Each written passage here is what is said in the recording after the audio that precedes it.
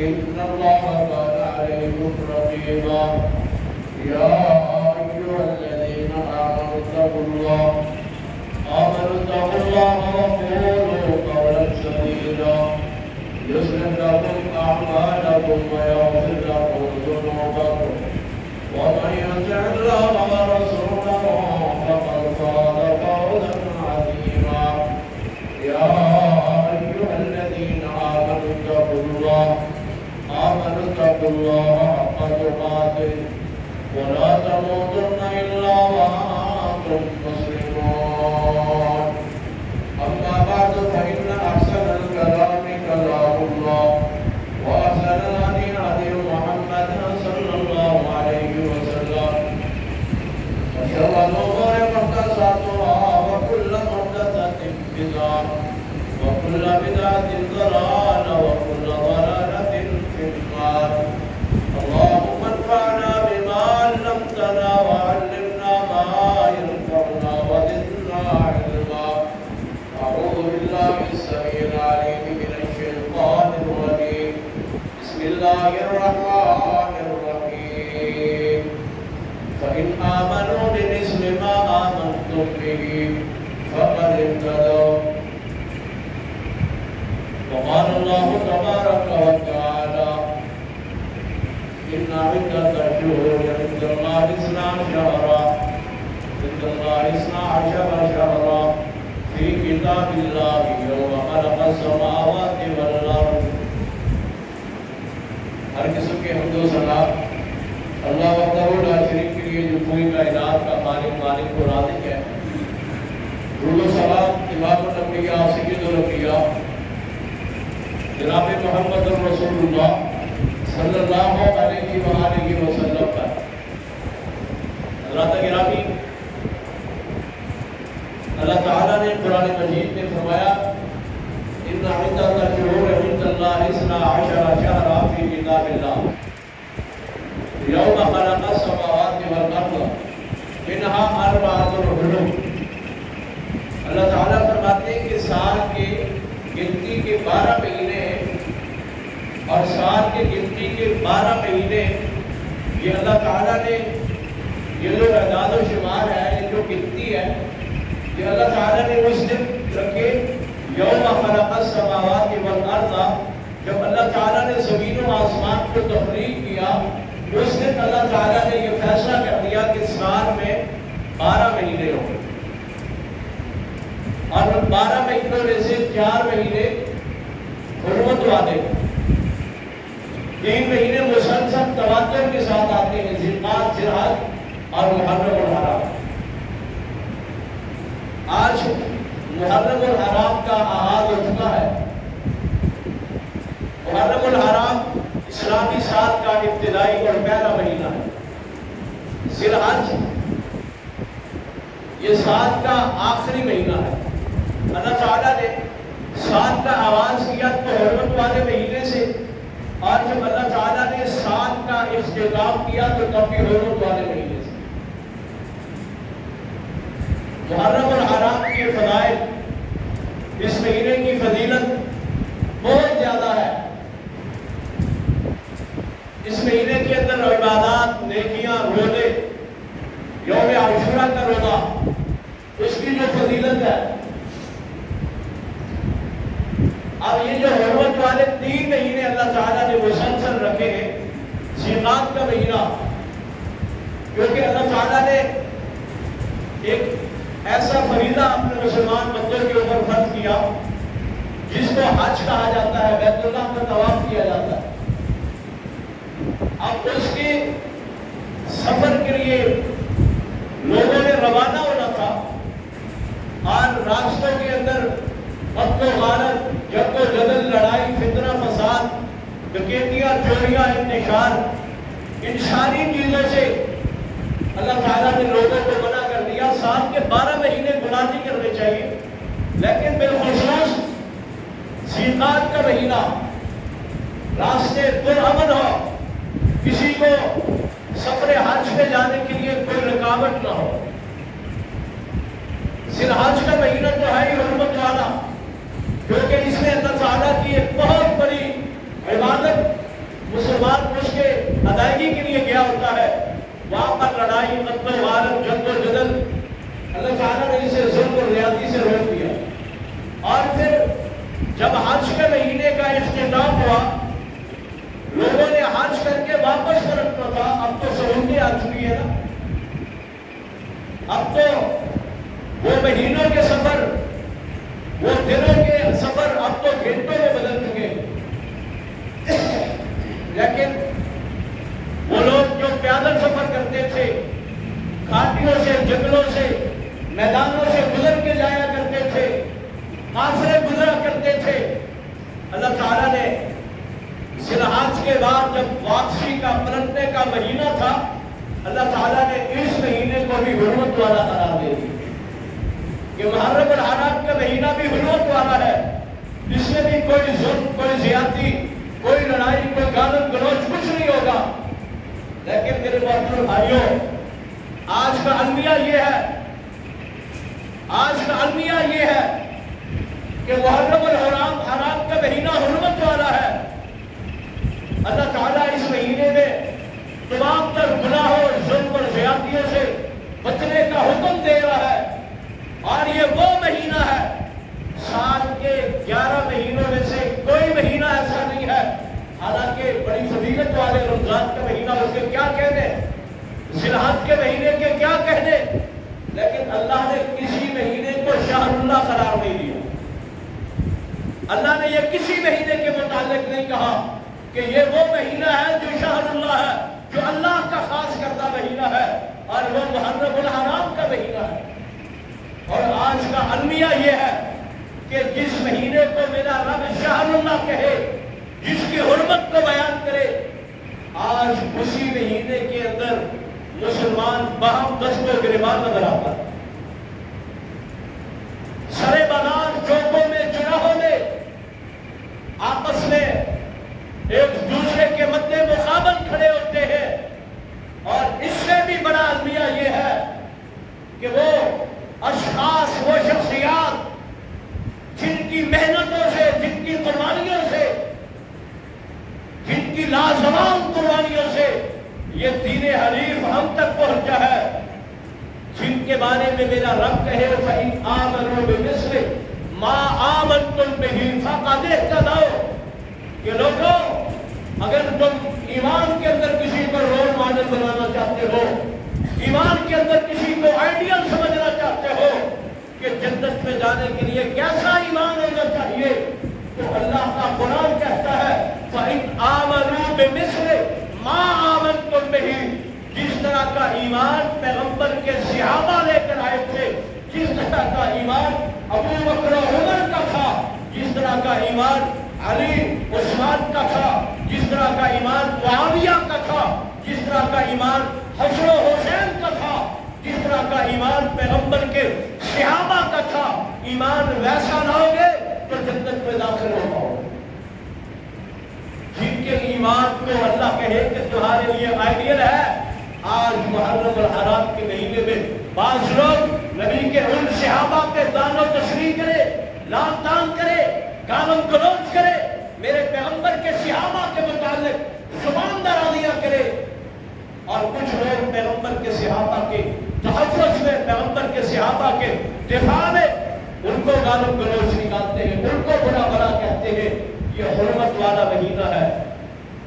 اس مہینے کی حرمت کو پامال کرنے سے ہمیں اجتناب کرنا چاہیے، بچنا چاہیے۔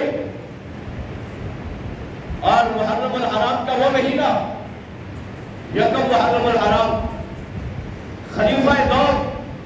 سیدنا عمر فاروق رضی اللہ تعالیٰ عنہ کی شہادت کا دن۔ عمر فاروق رضی اللہ تعالیٰ عنہ کون ہے؟ آپ کا مقام و مرتبہ کیا ہے؟ آپ کی شان، آپ کا وقار کیا ہے؟ پیارے پیغمبر علیہ السلام کے نزدیک سیدنا عمر فاروق کا مقام و مرتبہ، آپ اندازہ لگائیں تاریخ اسلام میں بہت کم ایسے لوگ ہیں، کوئی بھی ایسی شخصیت نظر نہیں آتی جو سیدنا عمر فاروق رضی اللہ تعالیٰ عنہ کو اللہ تعالیٰ نے جو صلاحیتیں عطا کی ہے، रज़ी अल्लाह ताला अन्हु का मुकाम और मर्तबा, अल्लाह ताला ने जो आपके अंदर खूबियां रखी है वो किसी और में नजर नहीं आती। आपको अल्लाह ताला ने हुकूमत दी, आपको अल्लाह ताला ने हुक्मरानियां अता की, आपको अल्लाह ने खलीफा बनाया। और जब आपके पास निज़ाम हुकूमत आया तो आपने अदल और इंसाफ कायम किया, आपने बाहमी अखुवत, इस्लामी भाईचारे का प्रचार किया। और सैयदना उमर फारूक रज़ियल्लाहु ताला अन्हु जब इस्लाम लेकर आए तो कहने वालों ने सैयदना उमर फारूक के ईमान लाने पे, इस्लाम लाने पे क्या कहा? कहा कि जब सैयदना उमर फारूक ने इस्लाम लाया तो दर हकीकत इस्लाम पर्दे से बाहर निकल के आया। उससे पहले इस्लाम ज़ैद इब्न अरक़म के घर तक महदूद था। और जब उमर फारूक ने ईमान लाया, जब सैयदना उमर फारूक ने इस्लाम को कबूल किया, नबी मुकर्रम सल्लल्लाहु अलैहि वसल्लम की नबूवत का इकरार किया,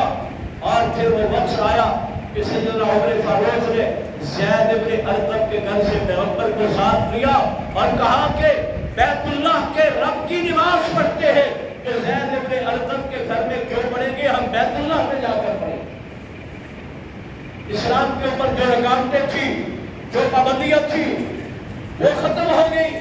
और इस्लाम पर्दे से निकल के बाहर आना शुरू हो गया। सैयदना उमर फारूक रज़ियल्लाहु ताला अन्हु के फ़ज़ाइल और मनाक़िब वो क्या है? अल्लाह के नबी अलैहिस्सलाम की ज़बान नबूवत से सैयदना उमर फारूक को आपके दीन की गवाही अल्लाह का पैगंबर खुद अपने ज़बान नबूवत से देता है। और आज का अलमिया यह है कि लोग सैयदना उमर फारूक के ईमान पे, आपके दीन पे उंगलियां उठाए, ज़ुबान दराज़ियां करे। आपके दीन की गवाही अल्लाह के नबी खुद देते हैं। अल्लाह के नबी फरमाते हैं, सही बुखारी के अंदर हदीस है, बैना अना नाइमुन रअयतुन नासा उरिदु अलैया व अलैहिम क़ुबुसन फमिनहा मा यबलुगु सदिया व मिनहा मा यबलुगु दूना ज़ालिका व उरिदा अलैया उमर व अलैहि क़मीसून इश्तरहु क़ालू फमा अव्वलतहु या रसूलल्लाह क़ाल अद्दीन। अल्लाह के नबी फरमाते हैं, मैं सो रहा था और ख्वाब में क्या देखता हूँ, अना नाइमुन, मैं नींद में था, मैं सो रहा था और मैं ख्वाब में क्या देखता हूँ कि कुछ लोग मेरे ऊपर पेश किए गए और उन लोगों ने कमीजें पहनी हुई है, किसी की कमीज उसकी गर्दन तक है, किसी की कमीज उससे भी नीचे है। कहते मैंने सैयदना उमर फारूक को देखा, उमर फारूक ने जुब्बा पहना हुआ है, आपने कुर्ता पहना हुआ है और सैयदना उमर फारूक का जो कुर्ता है वो जमीन पे घसीटा जा रहा है। सहाबा कराम रिज़वानुल्लाह अलैहिम अजमईन ने अल्लाह के नबी से सवाल किया कि या रसूलल्लाह फमा अव्वलकुम,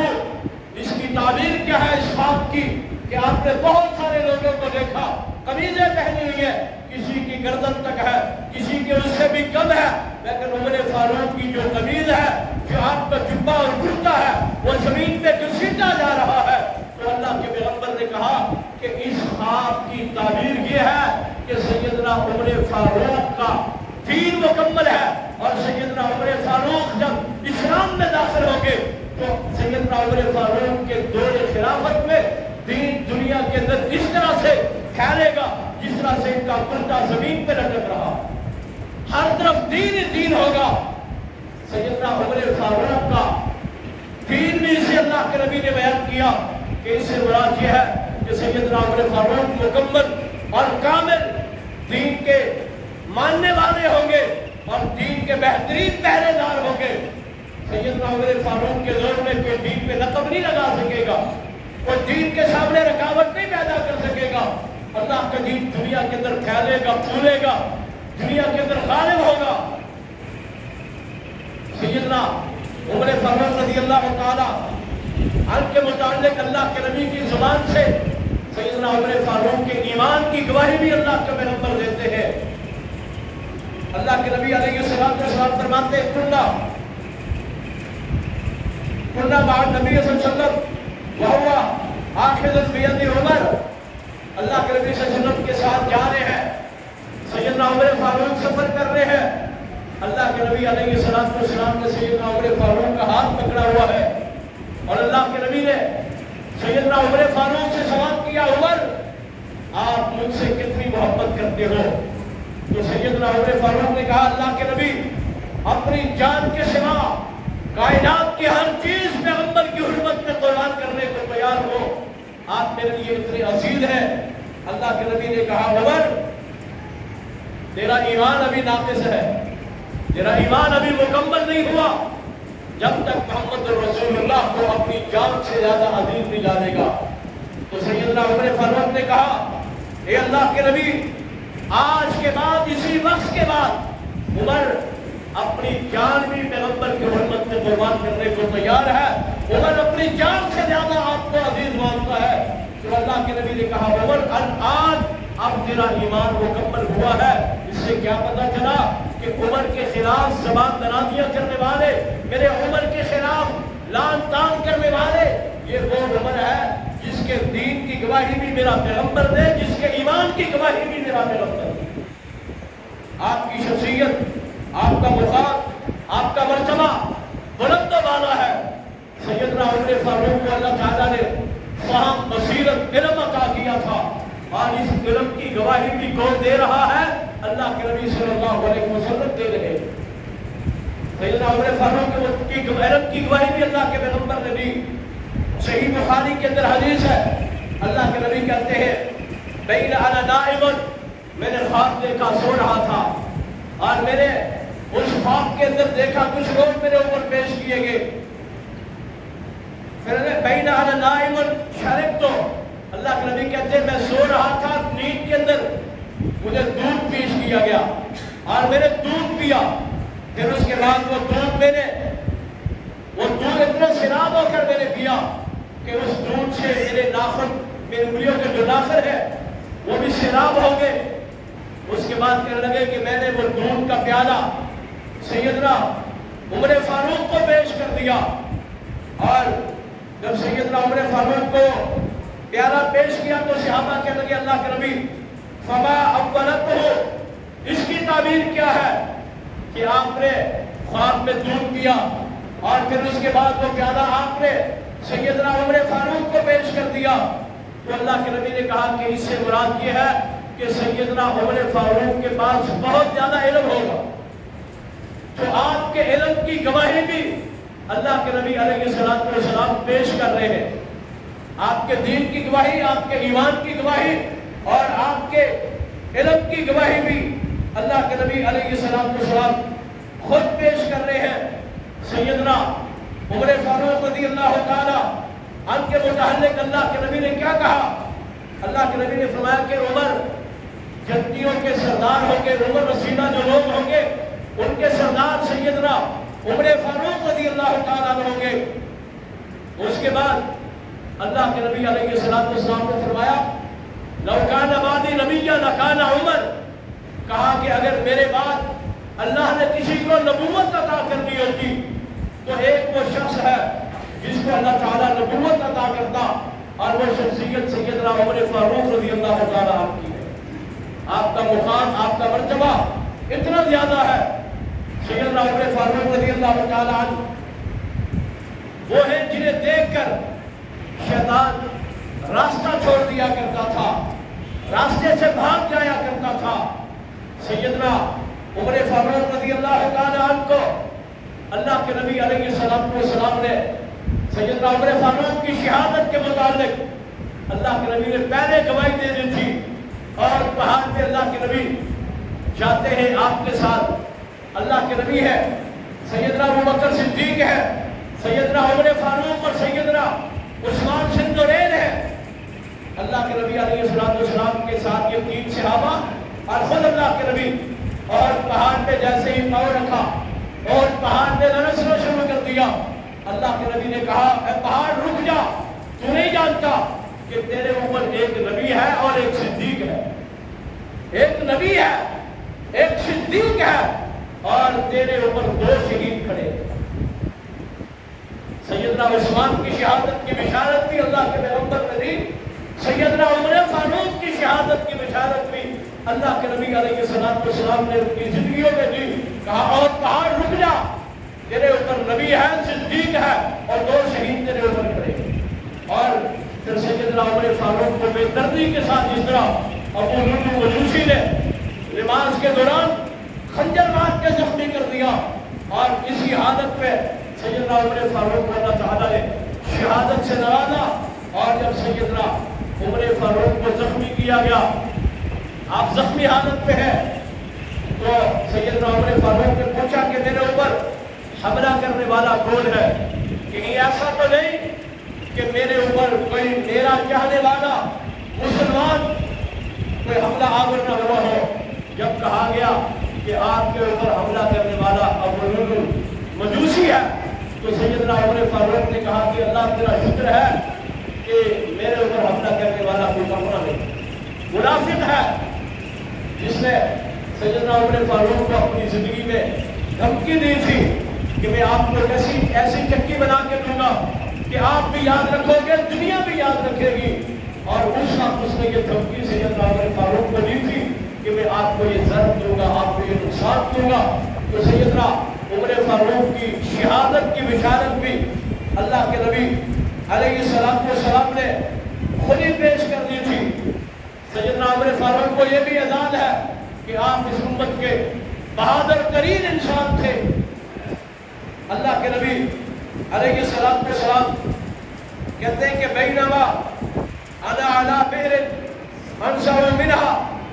اللہ کے نبی کہتے ہیں کہ میں ایک کنویں پر تھا، خواب دیکھتا ہوں کہ ایک کنویں پر کھڑا ہوں اور لوگ پانی کھینچ رہا تھا، میرے پاس سیدنا ابو بکر صدیق آئے اور پھر اس کے بعد انہوں نے مجھ سے وہ ڈول لیا اور وہ ڈول لے کر انہوں نے وہ پانی کنویں سے نکالنا شروع کر دیا، لیکن سیدنا ابو بکر صدیق کا ڈول سے پانی نکالنا تھوڑا زور تھا، تھوڑا کمزور تھا، اور پھر کہنے لگے کہ اس کے بعد سیدنا عمر فاروق نے سیدنا ابو بکر صدیق سے وہ ڈول پکڑا، اور وہ ڈول پکڑ کے سیدنا عمر فاروق نے جب کنویں سے پانی نکالنا شروع کیا تو بڑی قوت کے ساتھ، بڑی بہادری کے ساتھ اور بڑی جلدی سیدنا عمر فاروق نے وہ ڈول نکالنا شروع کر دیے، اور اتنا پانی نکالا کہ لوگوں نے اپنے اونٹوں کے لیے وہ پانی جمع کرنا شروع کر دیا۔ صحابہ کرام رضوان اللہ علیہم اجمعین نے اللہ کے نبی سے پھر سوال کیا کہ اللہ کے نبی اس کی تعبیر کیا ہے؟ تو اللہ کے نبی علیہ السلام نے فرمایا کہ اس کی تعبیر یہ ہے کہ سیدنا عمر فاروق کی خلافت میں دین دنیا کے اندر بڑی تیزی سے پھیلے۔ اور پھر جس نے فرق نے یہ منظر دیکھا کہ جب سیدنا عمر فاروق رضی اللہ تعالیٰ کو اللہ تعالیٰ نے خلافت عطا کی ہے تو پھر 22 لاکھ مربع میل کے حکمران سیدنا عمر فاروق رضی اللہ تعالیٰ ٹھہرے۔ تو میرے محترم بھائیوں، سیدنا عمر فاروق رضی اللہ تعالیٰ کی وہ شخصیت ہے کہ سیدنا عمر فاروق اللہ کے نبی کو کسی بات کے متعلق مشورہ دیتے تو اللہ تعالیٰ کو وہ مشورہ اتنا پسند آتا کہ اللہ تعالیٰ اسی مشورے کو قرآن بنا کے نازل کر دے۔ یہ جو پردے کا حکم نازل ہوا ہے، یہ پردے کا حکم بھی سیدنا عمر فاروق رضی اللہ تعالیٰ کا مشورہ تھا، تو اللہ تعالیٰ نے سیدنا عمر فاروق کے اس مشورے کو قرآن بنا کے نازل کر دیا۔ جب ہم بیت اللہ کے طواف کے لیے جاتے ہیں، حاجی حج کرنے جائے یا عمرہ کرنے والا عمرہ کرنے کے لیے جائے، تو مقام ابراہیم پہ جب ہم 2 رکعت نماز پڑھتے ہیں تو یہ بھی پیارے عمر فاروق رضی اللہ تعالیٰ کا مشورہ تھا کہ اللہ کے نبی ہم مقام ابراہیم پہ 2 رکعت نماز پڑھ لیا کریں۔ تو اللہ تعالیٰ نے یہ فیصلہ پسند کیا اور پھر یہ قانون بنا دیا کہ جب بھی کوئی حاجی یا عمرہ کرنے والا عمرہ کرنے جائے گا تو مقام ابراہیم پہ 2 رکعت نماز ادا کرے۔ تو سیدنا عمر فاروق کا مقام، آپ کا مرتبہ بہت زیادہ ہے۔ تمام صحابہ رضوان اللہ علیہم اجمعین کا مقام اور مرتبہ بہت زیادہ ہے۔ ان کا ایمان میرے اور آپ کے لیے آئیڈیل ہے، مثال ہے۔ ہم ویسا ایمان لے کے آئیں گے تو پھر ہمارا ایمان مکمل ہوگا۔ اس لیے اس محرم الحرام کے مہینے میں صحابہ کرام رضوان اللہ علیہم اجمعین کے خلاف زبان درازیاں کرنا، بے شمار رسوم و رواج کو ایجاد کرنا اور پھر محرم الحرام کے مہینے میں 10 محرم الحرام کو یوم عاشورہ آتا ہے، اور یوم عاشورہ کی فضیلت یہ ہے کہ اللہ کے نبی علیہ السلام نے اس دن روزہ رکھا، اور اللہ کے نبی نے کہا کہ جب اللہ نبی صلی اللہ علیہ وسلم ہجرت کر کے مدینہ میں آئے تو دیکھا کہ یہودی روزہ رکھ رہے تھے، اور اللہ کے نبی صلی اللہ علیہ وسلم نے پوچھا کہ یہ روزہ کس بات پہ رکھ رہے ہیں؟ تو انہوں نے کہا کہ اس دن اللہ تعالیٰ نے موسیٰ کو فرعون سے نجات دی تھی، تو اللہ کے نبی نے کہا کہ آپ سے زیادہ موسیٰ کے ماننے والے ہم ہیں، آپ سے زیادہ موسیٰ کا تعلق مجھ سے ہے، وہ میرا بھائی ہے۔ آئندہ اللہ کے نبی صلی اللہ علیہ وسلم نے یوم عاشورہ کے روزے کا کہا، اور ایک حدیث میں آتا ہے کہ اللہ نے فرمایا کہ اگر آئندہ سال میں زندہ رہا تو اگر اصوم یوم التاسع میں 9 محرم الحرام کا روزہ رکھوں گا، لیکن در حقیقت اصلی روزہ 10 محرم الحرام کا تھا۔ جب صحابہ نے کہ اللہ کے نبی کے یہودی بھی روزہ رکھتے ہیں، ہم بھی روزہ رکھتے ہیں، مشابہت ہو جائے گی، تو اللہ کے پیغمبر نے کہا کہ انا اصوم یوم التاسع، آئندہ اگر میں زندہ رہا تو میں 9 محرم کا روزہ رکھوں گا، لیکن اس سے آنے والے سال اللہ کے نبی دنیا میں نہیں تھے، تو بار کیف عاشورہ کا روزہ اس دن روزہ رکھنے کا کہا گیا ہے، اور ہم سرعام روزہ افطار کر رہے ہوتے ہیں، روزہ کھا رہے ہوتے ہیں، اور مختلف قسم کی ڈشیں اور سبیلے لگا کر لوگوں کو پانی اور جوس پلا رہے ہوتے ہیں۔ اس لیے میرے محترم بھائیوں، یہ مختلف قسم کی بدعات اور رسومات ہیں، ہم نے ان سے بھی اجتناب کرنا ہے، اور محرم الحرام کے مہینے کی حرمت کا خیال رکھنا ہے، اس میں گناہوں سے نافرمانیوں سے اجتناب کرنا ہے، اور صحابہ کرام رضوان اللہ علیہم اجمعین ہم سب کے لیے رول ماڈل ہے، ان کا ایمان ہمارے لیے رول ماڈل ہے۔ اور یاد رکھیے گا، جو لوگ اللہ کے نبی کے صحابہ کے متعلق برا کہیں گے، جو اللہ کے نبی کے صحابہ کو گالوں گلوچ نکالیں گے، جو اللہ کے نبی کے کسی صحابی پہ تبرہ کریں گے، لام تام کریں گے، انہیں اپنے ایمان کے متعلق سوچنا چاہیے، کیونکہ اللہ کے نبی علیہ السلام کے صحابہ وہ ہیں جن سے میرا رب کہتا ہے رضی اللہ عنہ ورضوا، میں ان سے راضی، وہ مجھ سے راضی، اور یہ وہ صحابہ ہیں کہ جن کا انتخاب اللہ تعالیٰ نے خود اپنے نبی کے لیے کیا تھا۔ اللہ تعالیٰ سے دعا ہے کہ اللہ تعالیٰ مجھے اور آپ کو ان حرمت والے مہینوں میں نیکیاں کرنے کی توفیق عطا فرمائے، اللہ تعالیٰ گناہوں سے اجتناب کرنے کی توفیق عطا فرمائے، اور اللہ تعالیٰ نبی کے صحابہ کے نقش قدم پہ اللہ تعالیٰ ہمیں چلنے کی توفیق عطا فرمائے، اور سیدنا عمر فاروق کی سیرت کو سمجھنے کی، پھر اس پہ عمل پیرا ہونے کی اللہ تعالیٰ ہمیں توفیق عطا فرمائے۔ یہ ایسی شخصیت تھی کہ جنہوں نے دنیا کے اندر ہر کسی کو اپنی زندگی سے سیکھنے کے لیے ایک بہت بڑا سبق دیا ہے۔ آپ ایک عالی شان، عظیم الشان کمانڈر تھے، لیڈر تھے، حکمران تھے۔ آج کے حکمرانوں کو بھی سیدنا عمر فاروق کی حکمرانی کو پڑھنا چاہیے کہ اگر حکمران ہو تو عدل و انصاف کس طرح کا ہونا چاہیے۔ اللہ ہمیں سیدنا عمر فاروق جیسے عادل، منصف، انصاف کرنے والے حکمران نصیب فرمائے۔ وما توفیق الا باللہ۔